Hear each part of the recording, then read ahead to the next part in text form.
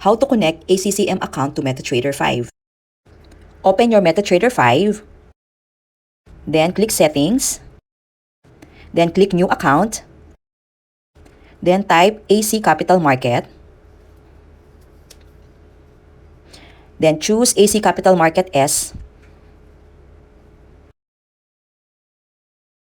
Ayan, then ito yung lalabas, and then click mo yung server, make sure na real yung nakalagay dyan. So pag ang nakalagay dyan na default is demo, always click the real, okay? And then dito sa login and password, dito mo ilalagay yung na-receive mo sa email from ACCM na may login and password, okay? So ayan yung empty account at saka yung main password. Enter mo dyan yung empty account and yung password mo. Then click sign in. Pagka-click mo ng sign in, eto na yung lalabas. Makikita mo, 0 pa yan, pero pag nag-deposit ka na, dun sa ACCM account mo, magre-reflect na dyan kung magkano yung dineposit mo.